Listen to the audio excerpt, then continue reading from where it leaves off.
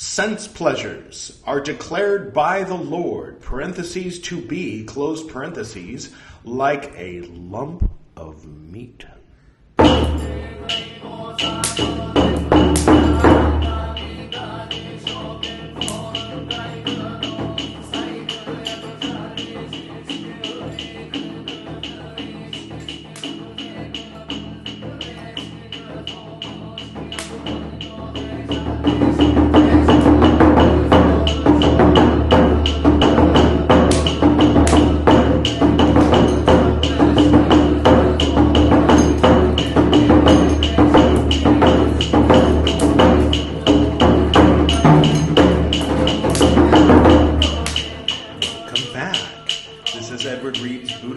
Podcast, episode 133, Tipiṭaka, part 69, dudes!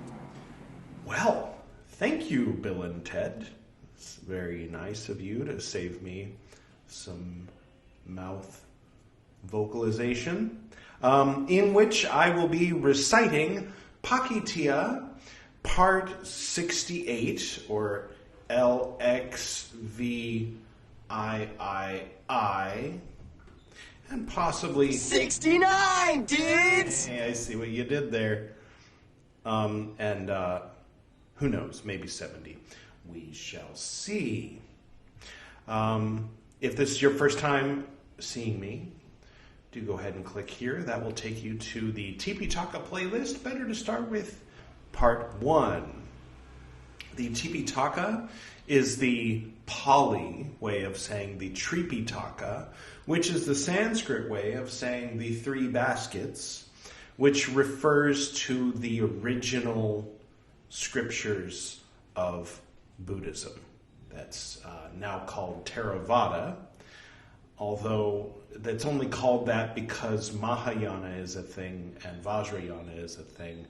And so that Buddhism that existed before Mahayana has to have a name other than Buddhism in order to be differentiated from these other forms of Buddhism. Does that make sense? So they call it Theravada. Some folks call it Hinayana, which is kind of rude, but it's very common. So if you are familiar with the term Hinayana Buddhism, that's what we're talking about here.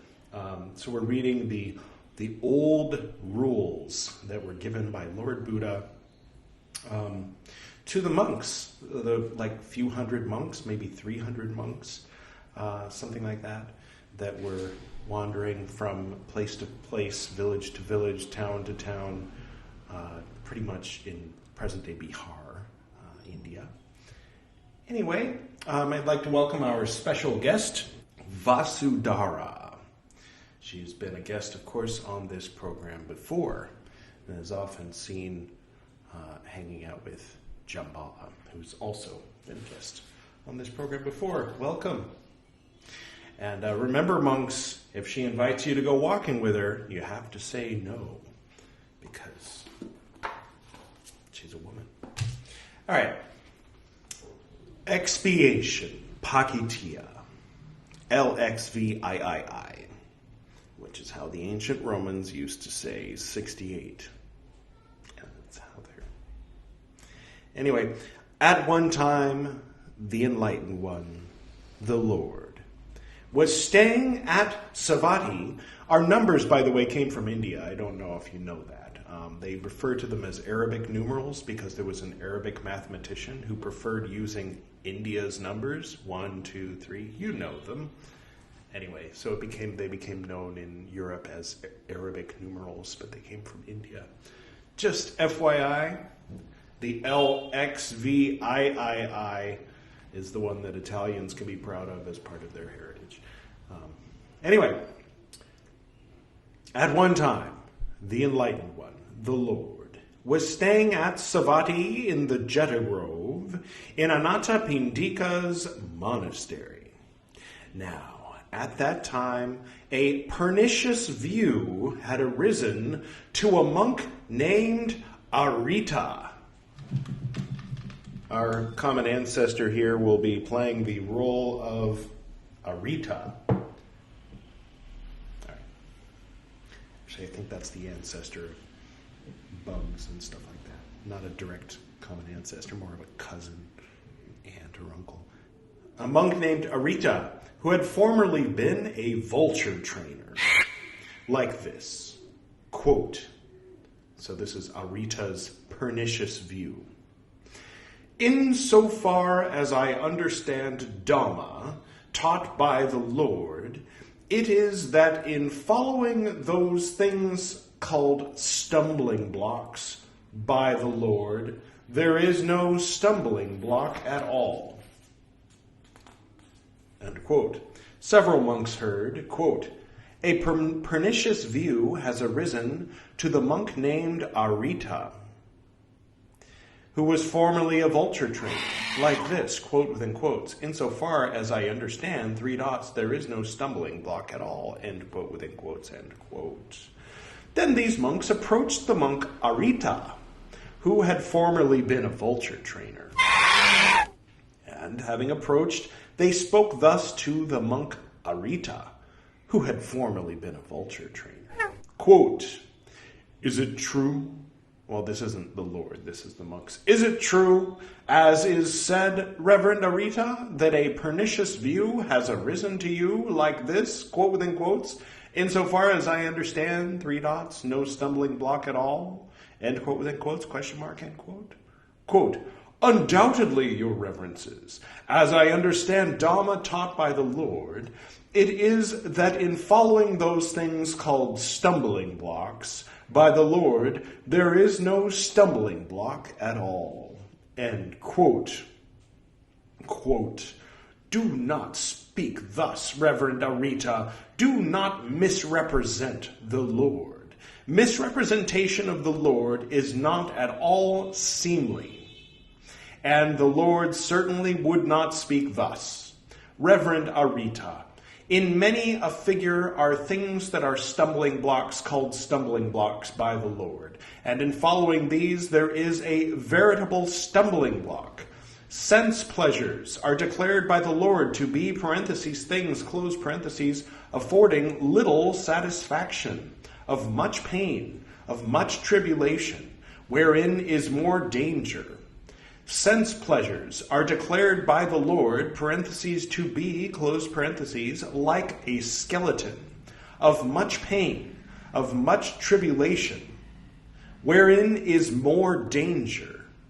Sense pleasures are declared by the Lord, to be, close parentheses, like a lump of meat, of much pain, of much tribulation, wherein is more danger. Sense pleasures are declared by the Lord, to be, close parentheses, like a firebrand of dry grass. Sense pleasures are declared by the Lord, to be, close parentheses, like a pit of glowing embers. Sense pleasures are declared by the Lord, to be, close parentheses, like a dream. Sense pleasures are declared by the Lord, to be, close parentheses, like something borrowed.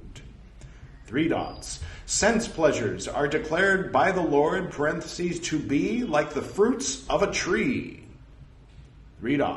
Sense pleasures are declared by the Lord, to be, close parentheses, like a slaughterhouse.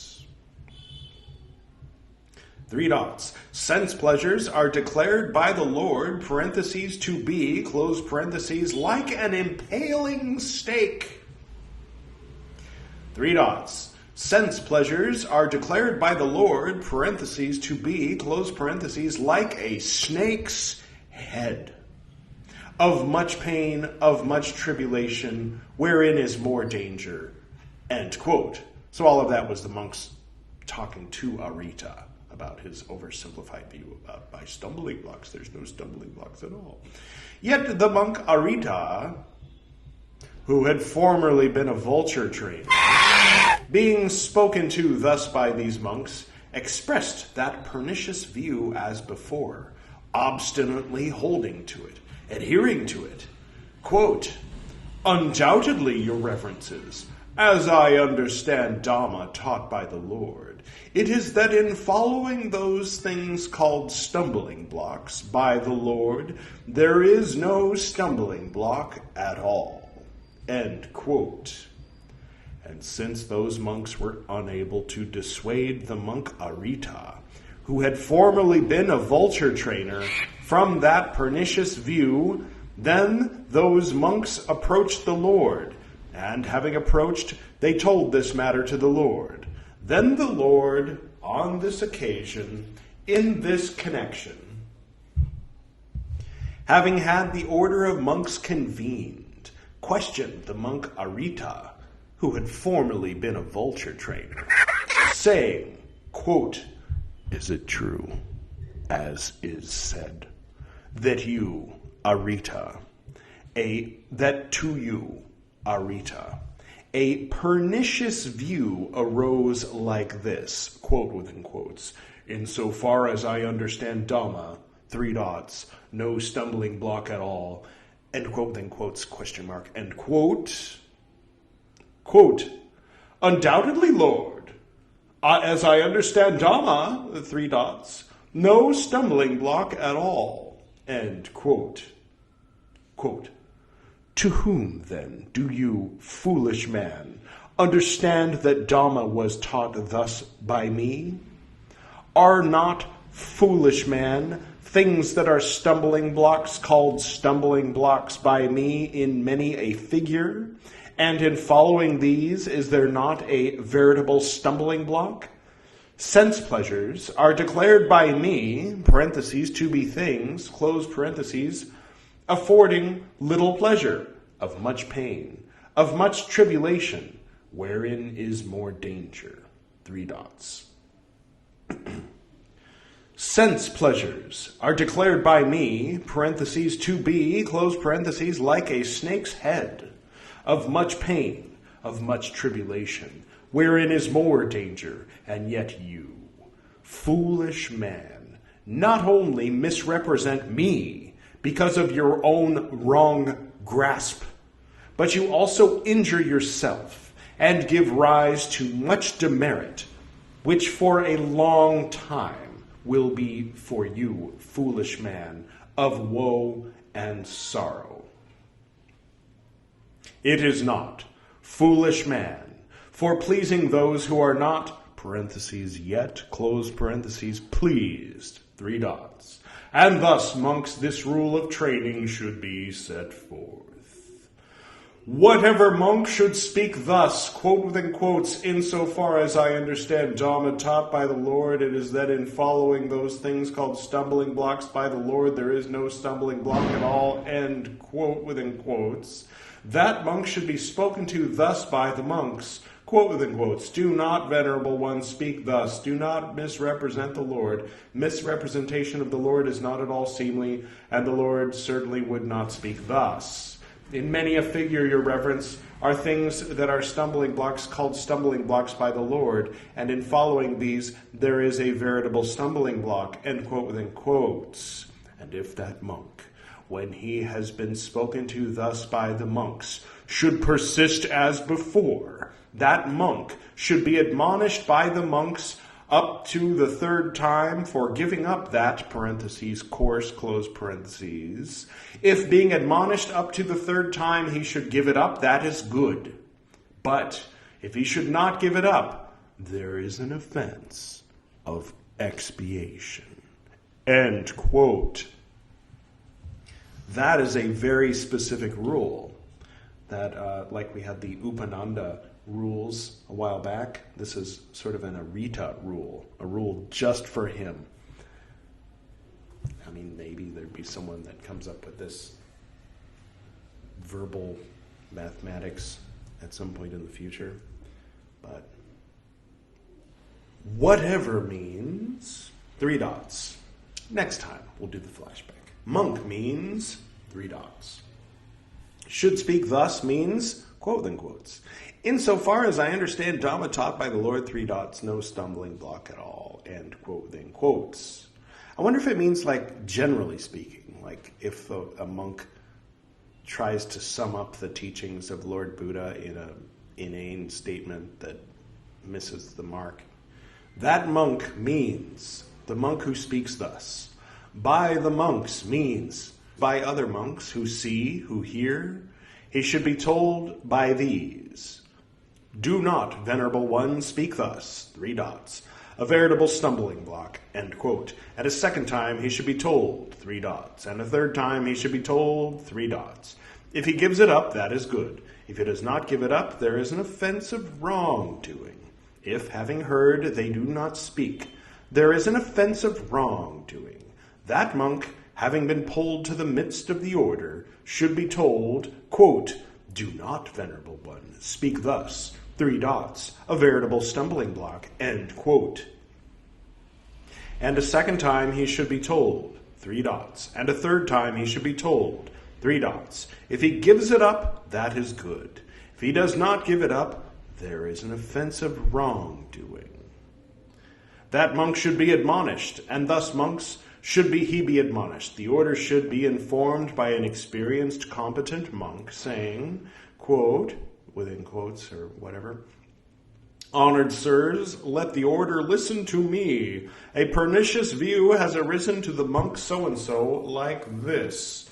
Insofar as I understand, no stumbling block at all. He does not give up that view. If it seems right to the order, let the order admonish the monk. Let the order admonish the monk so-and-so, that he may give up this view. This is the motion. Honored sirs, let the order listen to me. A pernicious view has arisen to the monk so-and-so, He does not give up this view. The order admonishes the monk so-and-so, and that he may give up this view. If the admonishing of the monk so-and-so that he may give up this view is pleasing to the venerable ones, let them be silent. If it is not pleasing, then you should speak. And a second time I speak forth this matter, A third time I speak forth this matter. Honored sirs, let the order listen to me, Then you should speak. The monk so-and-so has been admonished by the order for giving up this view. If it is pleasing to the order, let them be silent, Thus do I understand this. End quote. As a result of the motion, there is an offense of wrongdoing. As a result of two proclamations, there are offenses of wrongdoing. At the end of the proclamations, there is an offense of expiation. If he thinks that it is a legally valid act, when it is a legally valid act, and, does not give it up, there is an offense of expiation.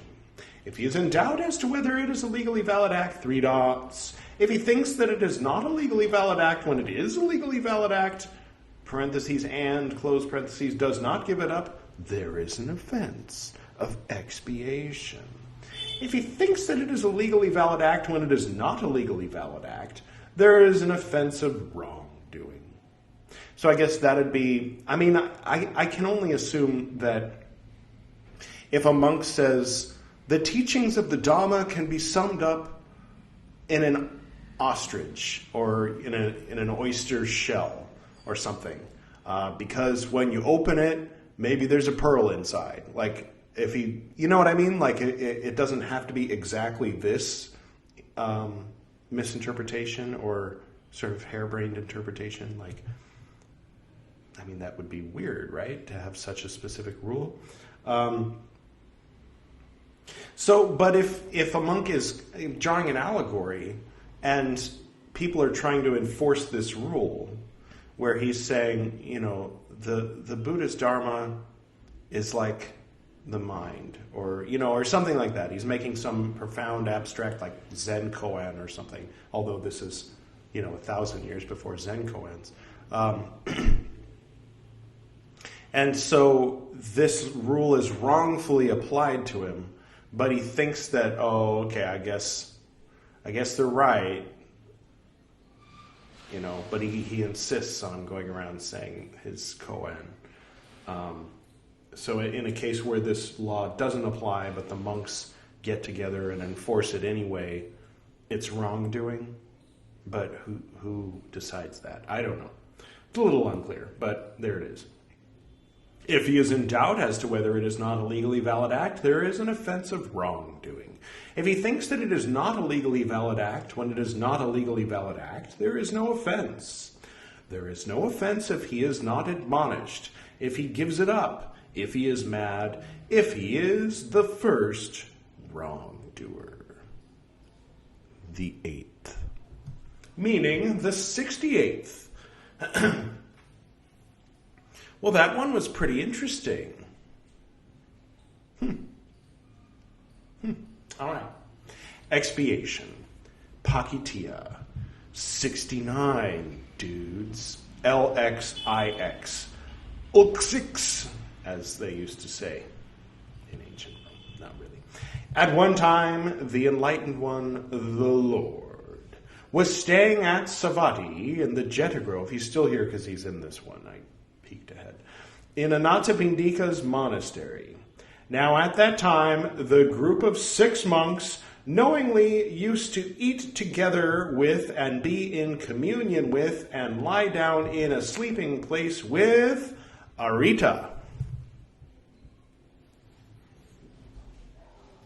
Well, the monk who talked thus, who had not acted according to the rule, who had not given up that view, those who were modest monks, 3 dots, spread it about, saying, quote, how can the group of 6 monks knowingly eat together with and be in communion with and lie down in a sleeping place with Arita, 3 dots, who has not given up that view? End quote, 3 dots, quote, is it true, as is said, that you, monks, knowingly eat together with and are in communion with and lie down in a sleeping place with Arita, 3 dots, who has not given up that view? End quote, quote, it is true, Lord, end quote, the enlightened one, the Lord, rebuked them, saying, quote, how can you, foolish men, knowingly eat together with and be in communion with and lie down in a sleeping place with Arita, who has not given up that view? It is not, foolish men, for pleasing those who are not, parentheses, yet, close parentheses, pleased, 3 dots. And thus, monk, this rule of training should be set forth. Whatever monk should knowingly eat together with or be in communion with or lie down in a sleeping place with a monk who talks thus, who has not acted according to the rule, who has not given up that view, there is an offense of expiation. It's culty. Very culty. Yeah, it's interesting. I was thinking about this yesterday, and I was wondering, or actually this morning, and I was wondering if there'd ever be a reason to, or a purpose, or anything to talk about it. People who don't like religion and don't like spiritual things, but like Buddhism, or at least like the Four Noble Truths and the Eightfold Path, will often say, quote, Buddhism is not a religion, it's a philosophy, end quote. Now, religion comes from a Latin word meaning having to do with relics and things. And philosophy comes from a Greek word meaning love of Sophia, goddess of wisdom. Yeah, well, the definitions of the words have evolved and mean something a little different in present-day English, perhaps, than they meant in ancient Greek. However, saying which of these 2 Greek concepts is this, is Buddhism, is odd, first of all. Set your own presuppositions aside and see the thing for what it is, A. B, it's a false dichotomy. And C, it's also kind of wrong. I mean, there's philosophy in it as far as, the teachings. But as far as Buddhism, people will say, well, when Mahayana came around, that's when it became a religion. And then when Vajrayana came around, that's when it became even more of a religion. But if you go back to the original Buddhism, the original teachings of the Buddha, it's not a religion, it's a philosophy. No, it's a cult. And by that, I mean it in the neutral sense and a little bit in the negative sense. But it was a long time ago. I mean, these kinds of things don't fly today. They're still practiced, but when they are, we call them cults. If a person joins an organization where they're practicing in a particular way, and they're being taught a particular teaching, and they're behaving in a specific way with a lot of rules, and one among them has a different interpretation of the teachings, for there to be a 1-2 combination of rules which forbids the community from sitting to have a meal with that person with the wrong view. Is it a philosophy or is it a religion? Or is it a problematic cult? You decide. I'm not casting judgment. I'm just pointing out reality. All right, moving along. And of course, 6th century BCE was a different time. Whatever means 3 dots. Monk means 3 dots. He knows means either he knows by himself or others tell him, or, parentheses, someone, close parentheses, tells him. Now, that all said, would the Buddhist philosophy have survived as well as it did without rules like this? That I don't know.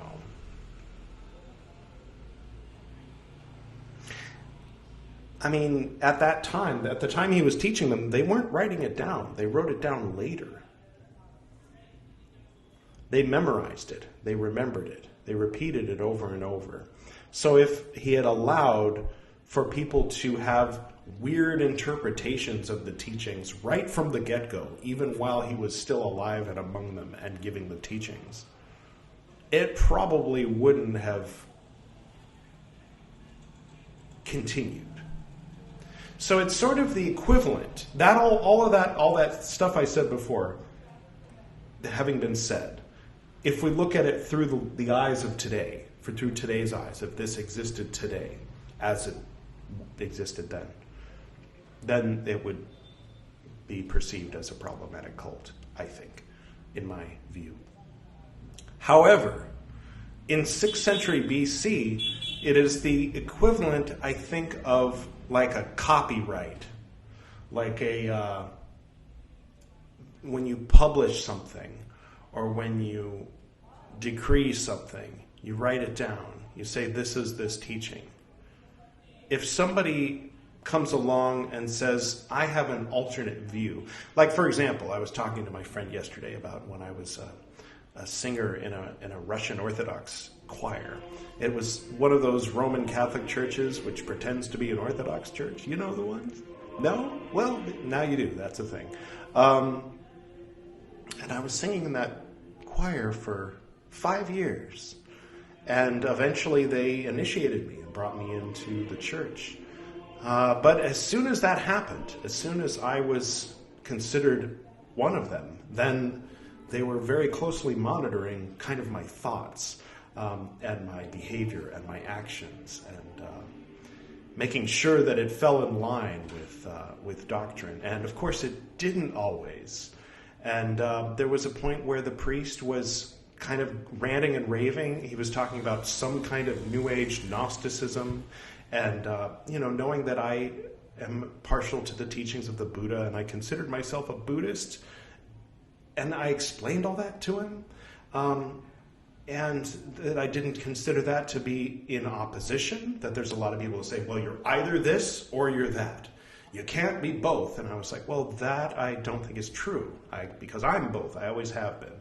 My grandma raised me going to church. My dad raised me doing Tibetan Buddhist meditation. And they went together very well for me. The prayer part of church fit in my view, there was an overlap with the anahat part of the chakra chanting. And as my dad would say, the difference is what we were doing went beyond that, beyond just this universal love. Not to say that that's most important, but there was like a double, there was love on both sides, but then there was hung and opening the third eye and seeing all that stuff, which my grandma would consider, oh, no, that's the devil. And so I was like, okay. So I exist in both worlds, but I'm not allowed to exist in both worlds according to certain people with their rigid structures and rules, which is kind of why I find myself not involved in any organizations, because I don't fit. Sorry to be taking it aside. It just is going to define these words like whatever and monk. It basically, the rule has been stated that you're not allowed to talk to a monk who has a wrong view, who hasn't let go of his wrong view. And it got to the point where I had a wrong view. And during the homily, I won't say his name, but that particular priest would come up and look right at me and say, if you are a Christian, that means that in your heart is Christ and no one else. And it was like talking about harlots and stuff like that, spiritual harlots and stuff like that. And I was like, it's time for me to go, I wasn't singing in the choir at that point. I sang until about 2008, and then I kind of stopped. Like my time was invested elsewhere, but then I came back around 2010, and I started sharing, through email. I was sharing ideas with Father. I'll beat that, and that was his response. So yeah, to me, I mean, the Catholic Church obviously is a religion, which basically, in this context in particular, is like a big, well-established cult. If that were going on in a garage and there were only 20 people involved, then you would call it a cult. But since there's 1 billion people involved, it's called a religion. So I think that you should be allowed to sit down and have dinner with somebody who has different views than yourself, is my point. I can understand why this rule existed in 6th century BC, and perhaps I can understand why it exists in the context of a monastic order, because it's kind of like leaning towards schism. I'm not as phobic of schism as the next guy, and if you are for example, a Buddhist who's anything but a Theravadan, then you obviously are okay with schism too, right? Because so-and-so guru, so-and-so teacher came off of another school, who came off of another school, who came off of another school, who agreed with one particular teacher's point of view at Nalanda University, which was moving away from the old Theravadan teachings, which had already split in 14 directions. And so we're all schismites at this point, But back then, wanting to make sure that the order remained stuck together, remained one only, moving forward, not allowed to have other ideas. Not allowed to have and say your own opinions out loud if people don't agree with them. Everybody has to be saying the same thing. All the ships have to be moving the same direction. Well, what does this have to do with enlightenment? There's more than one meaning to the word enlightenment. One of them is nirvana, which means to blow out. And there may or may not be a relationship between that and a secondary definition of enlightenment, which is to bring light to something. So,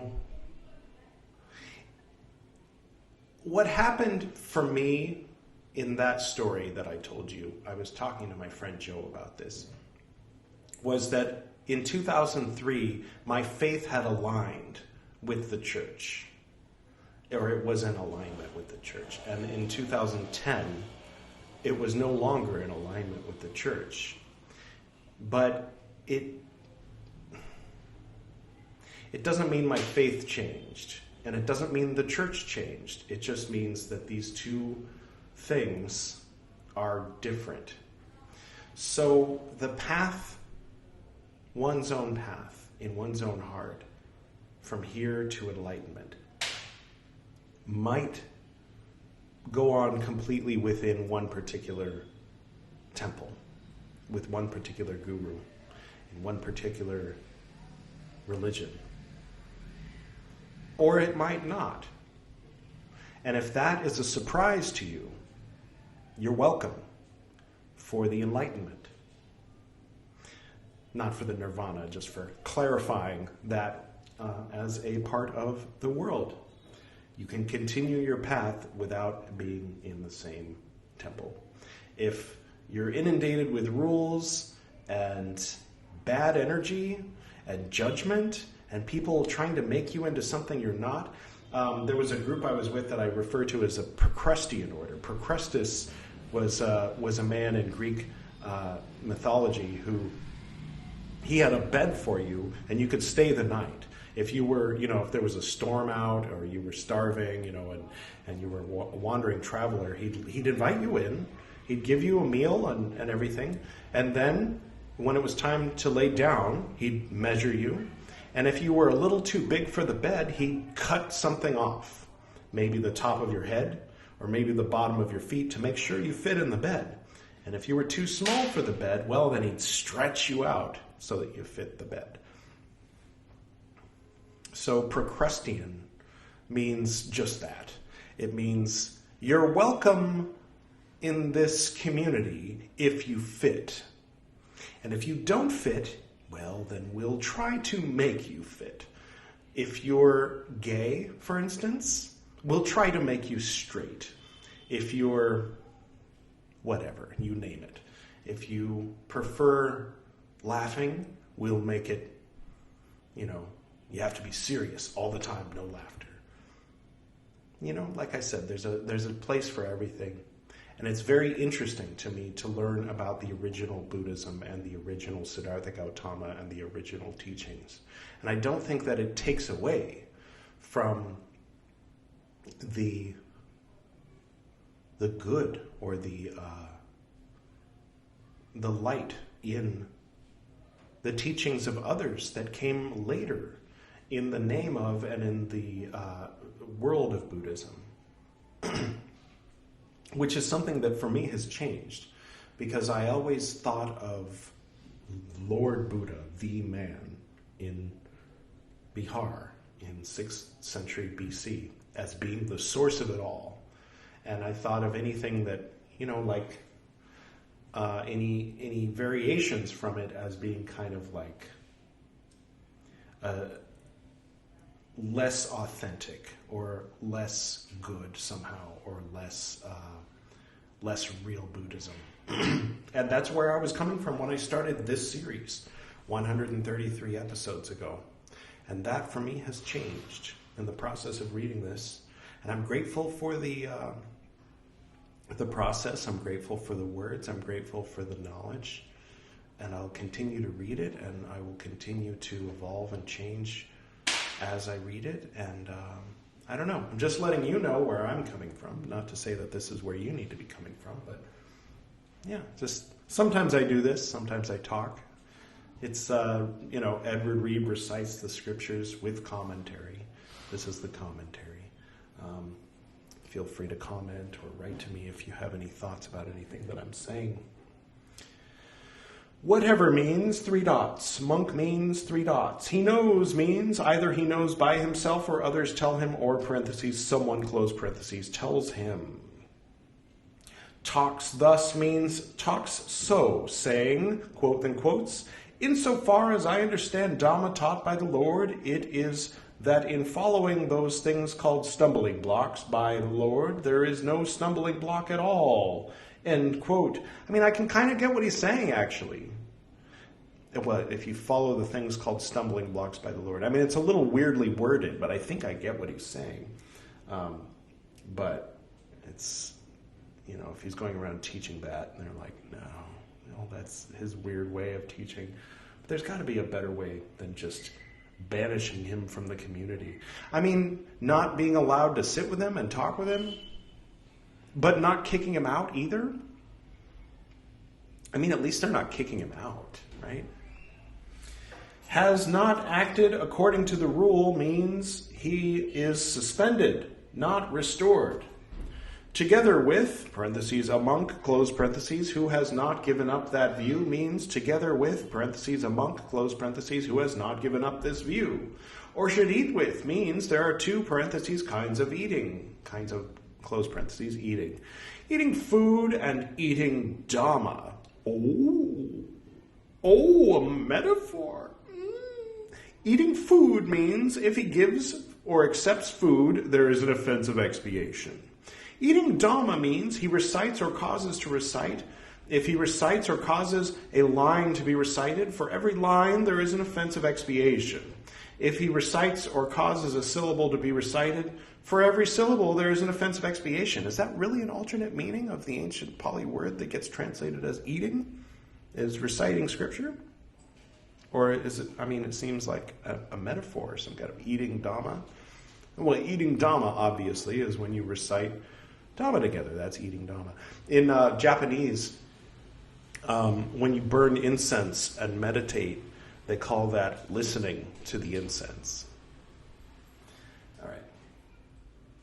I think I've got that right. In Japanese, obviously.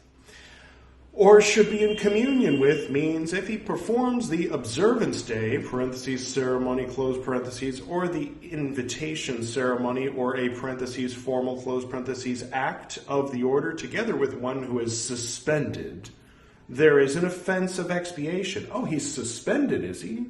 Because they said it was an offense of expiation. I missed the part where he was suspended. All right. Maybe when I listen to this, I'll catch it and go, oh, that was where he said it was suspended. Do you guys remember that? Him being suspended? He's suspended. Don't eat with someone when they're suspended. Not until he stops saying the thing that he thinks. It's one thing maybe, he's saying that the Buddha's saying that. And the Buddha's saying, no, I'm not saying that. You're saying that. You can say that, but don't say I'm saying that. But if you're going to say that, then I don't know, maybe that's another issue. But misrepresenting the Buddha's teachings when you're a monk in the Buddha's order, while the Buddha is alive, that's very specific. But as soon as the Buddha is not alive, then this becomes a big problem. Because then it's all about hierarchy. Because what if whoever's in charge after Ananda, after, the first big three, the disciples, someone who's born after Lord Buddha has passed, maybe someone who's born after the last disciple to pass away, the last of the original disciples passes away, and someone is born and they grow up, and then they become the head of the Sangha one day. And they have a wrong understanding of Buddha's teachings. And a monk comes along with a correct understanding of Buddha's teachings and explains it in a simple way that perhaps hasn't been a way of explaining it that hasn't come around yet. Then they get told you're misrepresenting the Buddha's teachings by their authorities, and then suspended, and then you're not allowed to eat with them because they're the one that actually understands Lord Buddha's teachings. Because Lord Buddha's not around to tell them that that's not his teachings. Right? It gets different once a century passes, right? Obviously, because it's split 14 times within a couple hundred years. All right, where were we? Or should lie down in a sleeping place with means if one who is suspended is lying down and a monk lies down in a sleeping place under the same roof, there is an offense of expiation. If a monk is lying down and one who is suspended lies down, there is an offense of expiation. Or if both are lying down, there is an offense of expiation. If getting up they lie down again and again, there is an offense of expiation. If he thinks that one is suspended when he is suspended, parentheses and close parentheses, sits together with, or is in communion with, or lies down in a sleeping place with, parentheses him, close parentheses, there is an offense of expiation. If he is in doubt as to whether one is suspended, 3 dots, offense of wrongdoing. If he thinks that one is not suspended when he is suspended, parentheses, no offense. If he thinks that one is suspended when he is not suspended, there is an offense of wrongdoing. If he is in doubt as to whether one is not suspended, there is an offense of wrongdoing. If he thinks that one is not suspended when he is not suspended, there is no offense. There is no offense if he knows, quote, he is not suspended, end quote. If he knows, quote, he was suspended, he is restored, end quote. If he knows, quote, he has given up that view, end quote. If he is mad, if he is the first wrongdoer, the 9th, meaning the 69th. So, yeah, that was very interesting. It gave me a lot of opportunity to pontificate. And as a result, this episode has gone on a bit long, and we only read 2 today, even though they're actually short. But I talked for a while. So yeah, today is going to be just these 2, 68 and 69. Tomorrow, or the day after, whenever it is, we'll start with 70, in which we'll get to do the key with the 10 phrases to help remember that group of 10. Yeah, I mean, I hope that you enjoyed and weren't too bothered by what I was saying. Just speaking my truth, just speaking from the heart here about what I'm hearing and how it's hitting my ear and my mind, and just sharing with you my process. It has nothing to do with your process,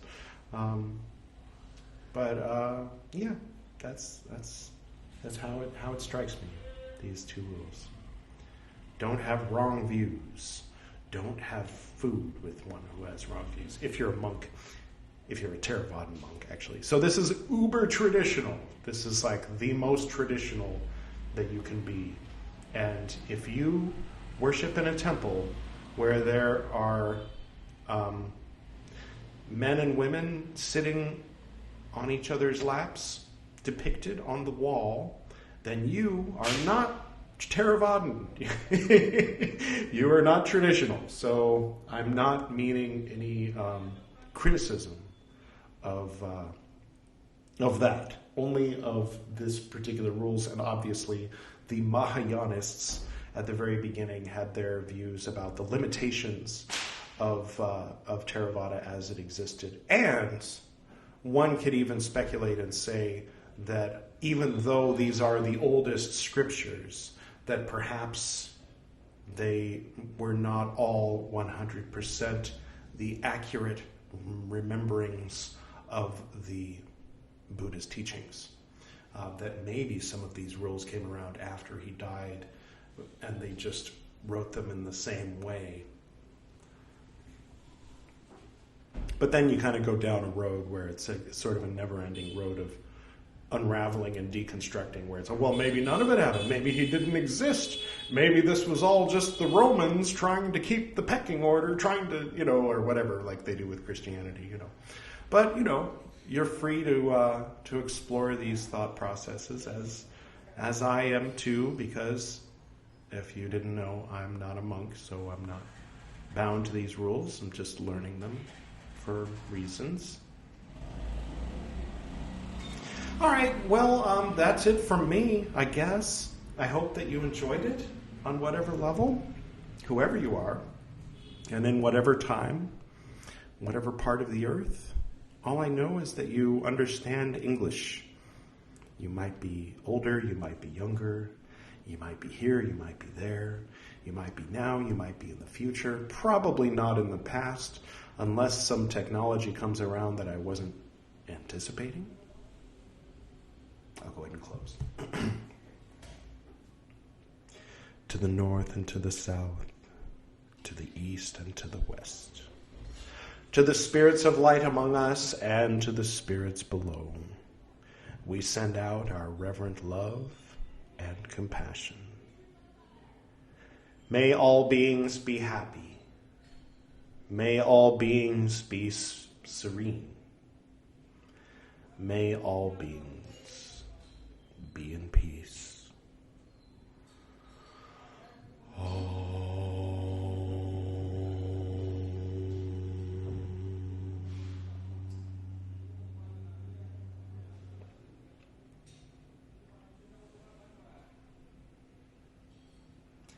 Until next time.